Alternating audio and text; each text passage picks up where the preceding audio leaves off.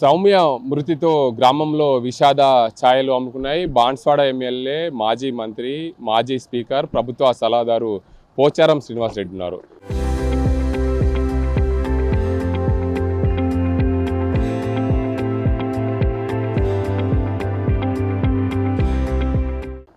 సౌమ్య ఏదైతే చిన్నతనంలోనే ఆమె ఉద్యోగాన్ని సంపాదించింది, అనుకోకుండా ఈ ఘటనలో ఏదైతే గంజాయి ఘటనలో దానికి సంబంధించి దాడిలో మృతి చెందిన పరిస్థితి నెలకొంది. దీనికి అందరికి సంబంధించి పోచారం శ్రీనివాసరెడ్డి బాన్స్వాడ ఎమ్మెల్యే ఉన్నారు. సార్ చెప్పండి, సౌమ్య అంత్యక్రియలు పాల్గొన్నారు.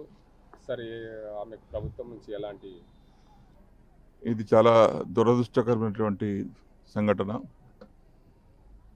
2 సంవత్సరాల క్రితం సుమారు ఎక్సైజ్ డిపార్ట్మెంట్లో కానిస్టేబుల్గా ఉద్యోగం సంపాదించి ప్రతిభ మెరిట్ పైన సంపాదించినటువంటి సౌమ్య ఈరోజు దుండగుల యొక్క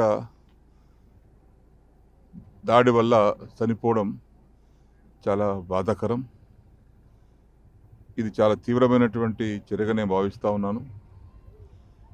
తమ విధిలో భాగంగా గంజాయిని రవాణా చేస్తున్నటువంటి దుండగులను పట్టుకోవాలని ప్రభుత్వ ఆదేశాల ప్రకారంగా పట్టుకోవే ప్రయత్నం చేసినప్పుడు ఆ దుండగులు అతిగా కిరాతకంగా అమ్మాయిపైకి కారు ఎక్కించి కారును కింద పైన తింపి ఆమెకు అత్యంత తీవ్రమైనటువంటి గాయాన్ని చేశారు.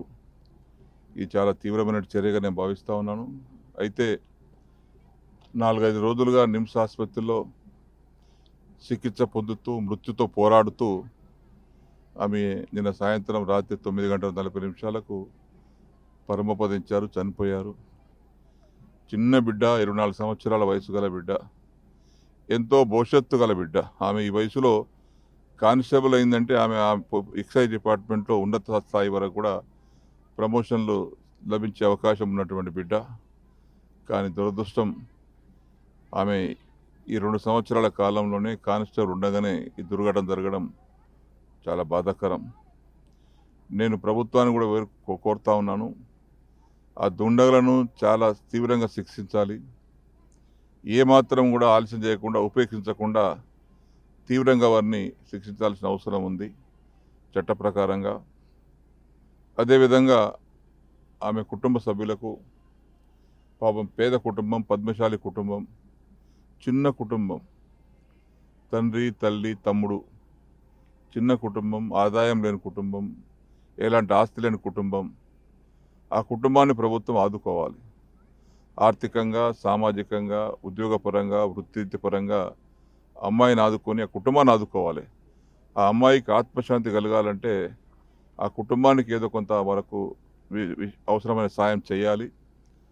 మనం చనిపోయిన అమ్మాయిని తీసుకురాలేం, కానీ ఆ కుటుంబ సభ్యులకు న్యాయం చేసే విధంగా చర్యలు తీసుకోవాలని ప్రభుత్వాన్ని విజ్ఞప్తి చేస్తూ, అదేవిధంగా